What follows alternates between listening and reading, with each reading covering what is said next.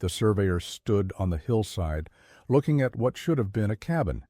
Instead, he saw a mound of earth with a door, just a grassy hill with a chimney poking out and a wooden door set into the slope.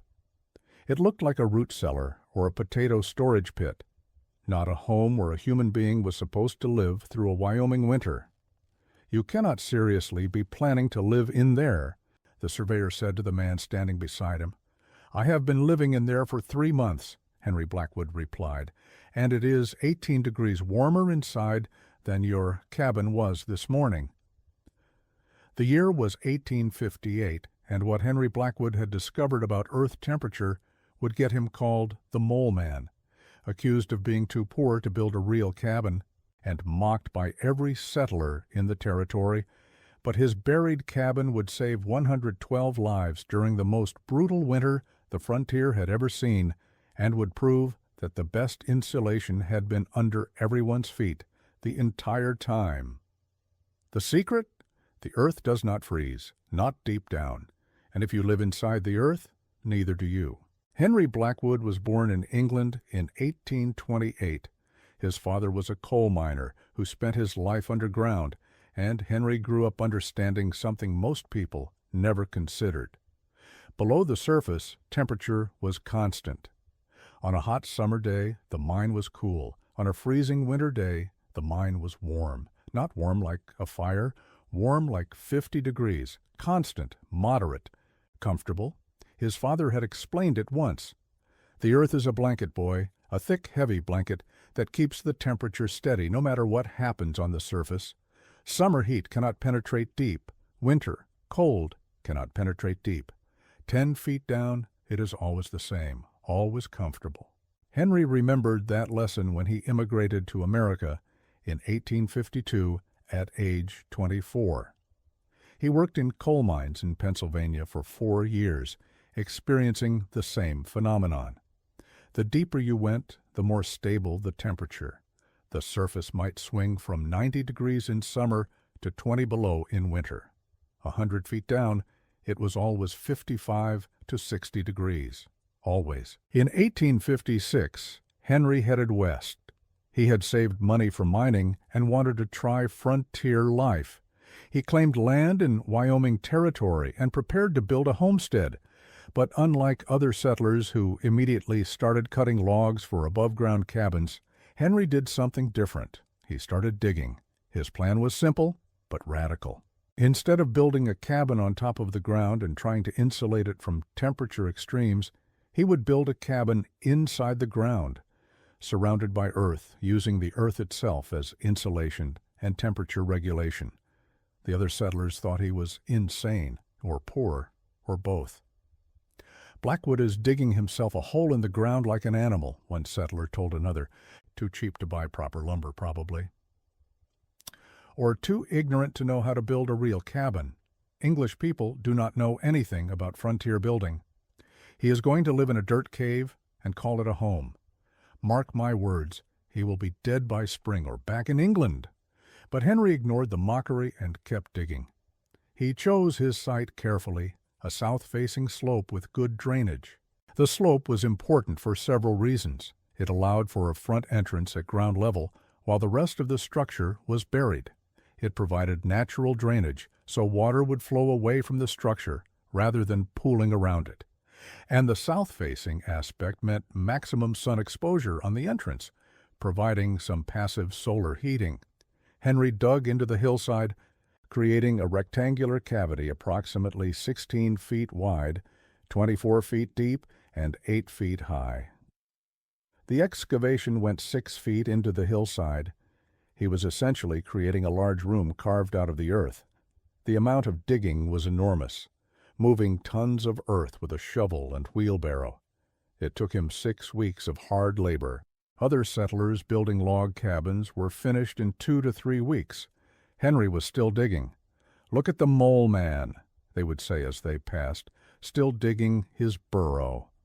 But Henry understood something they did not. The labor of digging would be repaid many times over in reduced heating costs and superior comfort. He was investing effort in summer to save effort every single winter for as long as he lived there. Once the cavity was excavated, Henry built the structure inside it. He constructed walls using logs, but these walls were not load-bearing in the traditional sense. The earth itself supported the roof. The log walls were primarily to hold back the earth and create a finished interior surface. He built a timber frame roof using heavy beams, knowing it would need to support enormous weight. Then came the critical step. He covered the roof with a layer of bark for waterproofing. Over the bark he placed canvas soaked in pitch for additional water resistance. Over the canvas he placed a layer of sod, grass side down. Then he piled earth on top. 18 inches of earth covering the entire roof.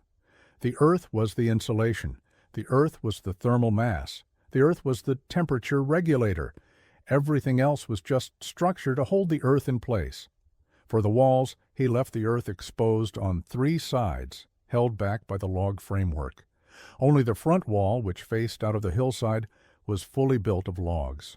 This front wall had a door and 1 small window. The window was positioned to catch low winter sun. By November of 1856, Henry's earth-sheltered cabin was complete. From the outside, it looked like a grass-covered mound with a door. From the inside, it was a snug, surprisingly spacious room with log-framed walls on 3 sides, earth visible between the logs, and a timber ceiling overhead with 18 inches of earth above that. The first test came on a cold November night when the temperature dropped to 15 degrees above zero. Henry's neighbors were lighting fires, burning wood, trying to warm their above-ground cabins. Henry lit a small fire in his modest fireplace, mostly for cooking and light. And he noticed something remarkable. The cabin was comfortable, not just barely warm. Comfortable. And it had been comfortable before he lit the fire. The earth surrounding the space was approximately 50 degrees, moderated by geothermal temperature. The cabin, surrounded by 50-degree earth, naturally stayed much warmer than the outside air. He measured with a thermometer, outside temperature 15 degrees, inside temperature, with no fire 52 degrees, a 37-degree difference from earth insulation alone. With a small fire burning, the interior temperature rose to 68 degrees, comfortable by any standard. His neighbors' cabins at 15 degrees outside typically measured 30 to 35 degrees inside before fires were lit. Even with fires burning, they often struggled to get above 60 degrees. Henry's cabin was warmer with no fire than their cabins were with fires. The mockery stopped being about his cabin design and started being about his honesty. Blackwood claims his dirt hole is warm. He is lying. Dirt does not keep you warm. He must have a hidden heat source, maybe hot springs under his cabin. He's burning coal secretly and not admitting it. The skepticism was intense because the claim seemed impossible. How could earth, which is cold when you touch it, keep a cabin warm? The settlers did not understand geothermal temperature or earth insulation. They only knew that touching dirt felt cold. Therefore, dirt must be cold. But Henry knew differently. The dirt you touch on the surface is cold in winter because it is exposed to air and loses heat. The dirt 6 feet down is not exposed to air. It is insulated by all the dirt above it. Its temperature is stable, moderated by the massive thermal mass of the earth itself and by geothermal heat rising from below. Through December and January, as winter deepened and temperatures dropped to 30 below zero, the difference became more pronounced. Henry's neighbors were burning 4 to 6 cords of wood per month, desperately trying to keep their cabins warm. Henry was burning less than 1 cord per month, and his cabin was consistently warmer. The temperature difference was measurable. On a day when outside temperature was 30 below zero, neighbor cabins with fires burning measured 45 to 50 degrees inside. Henry's cabin measured 63 degrees with a small fire and 58 degrees with no fire at all. An 18-degree difference, his cabin stayed 18 degrees warmer than above-ground cabins under identical conditions. The earth insulation was providing 18 degrees of free heating. Some neighbors came to investigate. They touched the earth walls inside Henry's cabin. "The walls are warm," one said, surprised. "Not warm from fire," Henry explained, "warm from earth temperature. 6 feet below the surface, the earth is always about 50 degrees in this region. My cabin is surrounded by 50-degree earth. That earth keeps the cabin warm. But earth is cold. Surface earth is cold. Deep earth is not. Go into a mine or a deep cave. It is always moderate temperature. I built my cabin to use that principle. This is unnatural. Humans are supposed to live above ground, not like animals in burrows. Humans are supposed to live wherever they can survive comfortably. Underground is more comfortable than above ground in this climate. But prejudice against underground living was strong. Above-ground cabins were civilized. Underground was for animals, for savages, for people too poor or ignorant to build properly. The fact that Henry's earth-sheltered cabin worked better did not overcome the social stigma. If you are fascinated by these counterintuitive building techniques that use the earth itself as climate control, make sure to subscribe to our channel. We uncover the forgotten wisdom that helped people survive using nothing but observation of nature and clever application of principles. Hit that subscribe button so you do not miss the next exploration. The winter of 1857 to 1858 changed everything. It was the coldest winter in recorded frontier history up to that point. Temperatures dropped to 50 below zero and stayed there for weeks. Blizzards were constant. Above-ground cabins became death traps. The problem was ice. At extreme cold, moisture from breathing and cooking condensed on interior walls and froze. Above-ground cabins developed inches of ice on their interior walls. The ice insulated the walls, which sounds good, but actually it made things worse. The ice created thermal bridges that conducted heat out of the cabin faster, and the moisture being pulled from the air made breathing difficult. Henry's earth-sheltered cabin had no ice problems. The earth walls never got cold enough for ice to form. The temperature differential was too small. Outside 50 below, earth walls, 50 degrees, no ice formation. The humidity from breathing and cooking could escape through the earth or vent out the chimney. No condensation, no ice, no problem. More critically, above-ground cabins were consuming firewood at unsustainable rates, 6 to 8 cords per month. Families were running out of wood. The snow was too deep to easily cut and haul more. People were burning furniture, floorboards, anything combustible, and still they were cold. Henry was burning 1 cord per month and staying comfortably warm. A family living a quarter-mile from Henry, the Simmons family with 5 children, ran out of firewood in late January. The father tried to reach timber but got lost in a blizzard and nearly died. They returned to their cabin with no wood and faced freezing to death. Henry learned of their situation and offered his cabin. "Bring your family here. There is room. You will stay warm." The Simmons family, desperate, accepted. 7 additional people moved into Henry's earth-sheltered cabin. 9 people total in a 16 by 24-foot space. Crowded, certainly, but warm. With 9 people and their body heat, plus a small fire burning in the fireplace, the cabin stayed at 70 degrees even when outside temperature was 50 below. The earth insulation combined with the thermal mass meant the cabin temperature was stable and comfortable, no matter how many people were inside or how cold it got outside. The Simmons family stayed for 3 weeks until they could gather enough firewood to return to their own cabin, but they told everyone about their experience. The mole man's dirt hole had saved their lives. It was warmer, more stable, and required 1/5 the firewood of a normal cabin. Other families whose cabins were failing started seeking shelter with Henry. He took in as many as he could fit. At one point, 14 people were living in his earth-sheltered cabin, cramped but alive. The cabin that everyone had mocked was the only truly warm shelter in the valley. By the end of that terrible winter, 112 people had spent time in Henry's cabin, surviving cold that would have killed them in their own homes. The earth-sheltered design had proven itself beyond any doubt. When spring came, the valley was transformed. 7 families asked Henry to help them build earth-sheltered cabins. They had experienced the superior performance firsthand. Social stigma lost its power when survival was at stake. Henry taught them the principles. Choose a south-facing slope, excavate into the hillside, build structural framework, waterproof thoroughly, pile earth thick on the roof and sides. Leave only the south wall mostly above ground for light and access. Use the earth as insulation and thermal mass. The construction was labor-intensive, but the materials were free. Earth was abundant. Timber for the framework was less than a full log cabin required.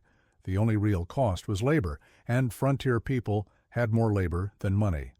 By autumn of 1858, 15 earth-sheltered cabins existed in the valley.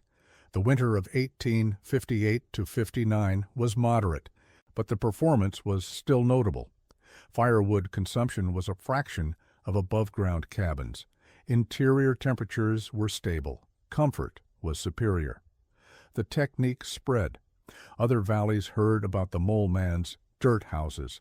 Settlers in regions with extreme temperature swings adopted the design.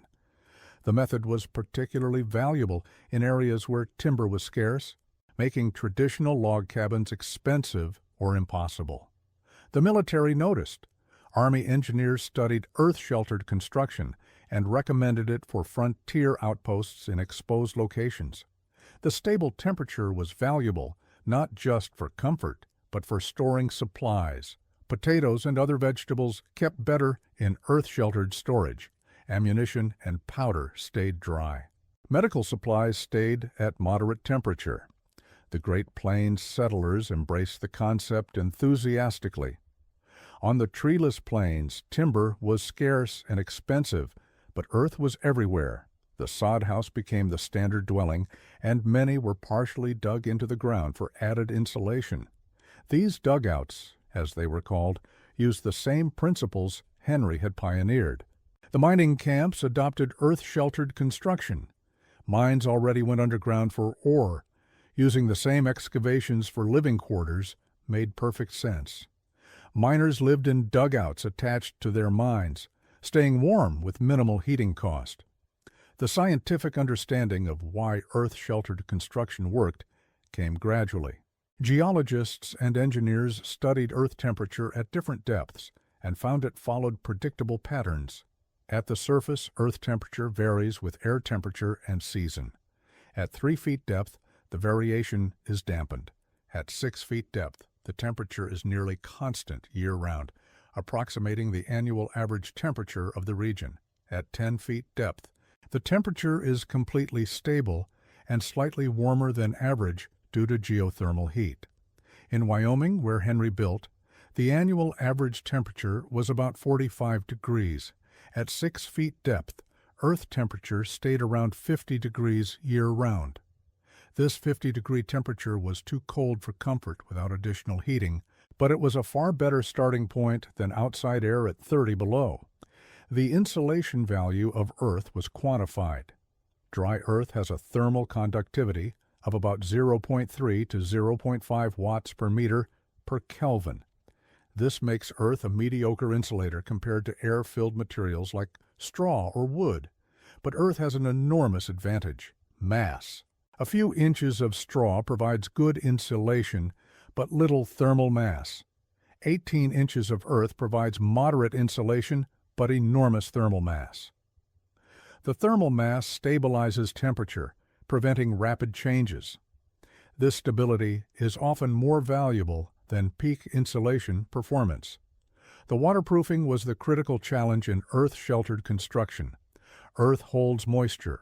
Moisture against wood causes rot. The waterproofing layer between the earth and the living space needed to be perfect, or the structure would fail. Henry's use of bark, pitched canvas, and sod created a good waterproof membrane. Later, builders used tar paper, metal roofing, or multiple layers of different materials. The principle was always the same: keep the earth moisture away from the wood structure. The ventilation required careful management. Earth-sheltered spaces can accumulate moisture, carbon dioxide, and stale air if not properly ventilated. Henry used his chimney as the primary vent, drawing fresh air through small vents near the floor and exhausting through the chimney. This created constant air exchange without losing excessive heat. The lighting was a challenge. Underground spaces are dark. Henry's single south-facing window provided light during the day, but it was limited. Candles and oil lamps were necessary. Some later builders created light wells, vertical shafts that brought daylight into underground spaces. Others used reflective surfaces to maximize the light from small windows. The psychological aspect was significant. Some people felt claustrophobic underground. The low ceiling, earth walls, and limited light created anxiety, but others found it cozy, secure, peaceful. The psychological reaction varied by individual. For those who adapted, the comfort and efficiency made it worthwhile. The construction evolved as builders experimented. Some built completely underground with earth on all sides. Others built partially underground with one or two walls exposed. Some created elaborate multi-room layouts. Others kept it simple with single rooms. The furniture and interior finishing adapted to the unique space. Built-in furniture saved space. Whitewashed walls reflected light. Rugs and textiles on the floor and walls reduced the cave-like feeling. With proper finishing, an earth-sheltered cabin could feel as homey as any above-ground cabin. The economic advantage remained the primary driver of adoption. An earth-sheltered cabin cost less to build than a log cabin. If you valued your own labor cheaply, it cost far less to heat. Over years of occupation, the savings in firewood alone more than justified the initial digging effort. The durability proved excellent. Earth-sheltered structures with proper waterproofing lasted decades. Some built in the 1860s were still occupied in the 1900s. The earth protection meant no weather damage, no sun damage, no wind damage. The structure was preserved by the earth it was buried in. The modern recognition of earth-sheltered building came in the 1970s during the energy crisis. Architects rediscovered that building underground or into hillsides provided excellent passive temperature regulation. The contemporary earth-sheltered homes use modern materials and engineering, but follow the same principles Henry pioneered. If you are enjoying this exploration of sustainable building methods that worked in harmony with the earth rather than fighting against nature, you are in the right place. This is what we do here, uncovering the forgotten techniques that solved real problems with elegant simplicity. Subscribe to continue learning these valuable lessons from the past. The regional variations in earth-sheltered construction reflected different climates and materials. In the Southwest, adobe combined with earth sheltering created very effective homes. In the plains, sod houses used prairie sod as both structure and insulation. In the mountains, log-framed dugouts combined timber framing with earth covering. The social acceptance varied by region. In areas where earth-sheltered living was common, it carried no stigma. In areas where it was rare, it was often seen as poverty housing. But performance gradually overcame prejudice. A warm, comfortable dugout earned more respect than a cold, drafty, above-ground cabin. The cultural transmission of knowledge happened through demonstration and teaching. Henry taught dozens of builders. They taught others. The knowledge spread through informal networks, adapting to local conditions and available materials. The technique influenced other building practices.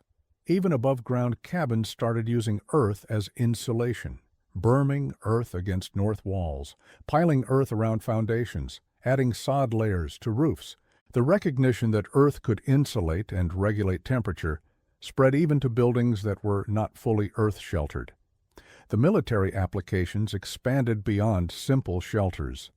Underground ammunition storage, command bunkers, storage facilities. The stable temperature and protection from weather made earth-sheltered construction valuable for many purposes beyond housing. The agricultural applications were significant. Root cellars for food storage used the same principles. Stable 50-degree temperature was perfect for storing potatoes, carrots, apples, and other produce. Every farm had a root cellar, essentially a small earth-sheltered structure optimized for storage. The health implications were debated. Some claimed underground living was unhealthy, causing respiratory problems or psychological issues. Others claimed it was healthier, protecting from temperature extremes and reducing stress. The truth was probably individual. For healthy people with adequate ventilation and light, earth-sheltered living was as healthy as any other housing. The aesthetic evolution was interesting. Early dugouts were purely functional. Later ones incorporated design elements, decorative facades on the entrance, landscaped earth covering the roof, gardens planted on the roof. Earth-sheltered buildings could be beautiful if designed thoughtfully. The decline in earth-sheltered construction came with cheap energy and modern building materials. Why dig when you could build above ground and heat with coal or oil? The convenience of modern construction overwhelmed the efficiency advantages of earth sheltering. By the mid-20th century, earth-sheltered homes were rare, except in specific applications. But they never completely disappeared. In remote areas, among people who valued independence and efficiency, the technique survived. Henry Blackwood lived in his earth-sheltered cabin until 1894, when he was 66 years old. He never built an above-ground house. The cabin he dug in 1856 remained his home for 38 years. It was still warm, still comfortable, still requiring minimal heating after nearly 4 decades. When he died, the cabin was taken over by a younger settler who lived in it another 20 years. The structure Henry built lasted more than half a century before finally being abandoned, not because it failed, but because the land use changed. His legacy is in the 112 lives saved directly, and the thousands of people who lived more comfortably in earth-sheltered homes built using principles he taught. His legacy is in the knowledge that earth is not just something to build on, but something to build with and build into. The lesson is simple, but profound. The earth maintains constant temperature. If you live surrounded by that constant temperature, you benefit from it. The earth is the blanket. Get under the blanket instead of fighting against the weather above it. The neighbors laughed when Henry buried his cabin in dirt. They called him the Mole Man. They said he was too poor to build a real cabin. They said underground living was for animals. But when the brutal winter came and their cabins failed while his stayed warm, the laughter stopped. The mockery turned to questions. The questions turned to learning, and the learning turned into dozens of earth-sheltered cabins scattered across the frontier. Henry's cabin stayed 18 degrees warmer, not through magic or trickery, through understanding. Understanding that the earth below provides what the air above cannot. Stability, consistency, protection from extremes. The dirt they laughed at turned out to be the best insulation available, free, abundant, effective. The buried cabin they mocked turned out to be warmer than any above-ground structure. The Mole Man they ridiculed turned out to be the only one who truly understood how to live comfortably in extreme cold. 18 degrees, that was the difference. The difference between cold and comfortable. The difference between burning 6 cords of wood per month and burning 1. The difference between survival and thriving. All because one man understood what everyone else overlooked. The earth is warm down below. Live down below, and you will be warm too. That was the secret. That was always the secret. The best shelter was not above the ground. It was in the ground. The neighbors learned. 112 lives were saved. And the buried cabin proved that sometimes the crazy idea everyone laughs at is the smart idea everyone should have listened to from the start. The earth keeps you warm. You just have to get close enough to it. Henry Blackwood figured that out. And frontier winters became survivable because he did.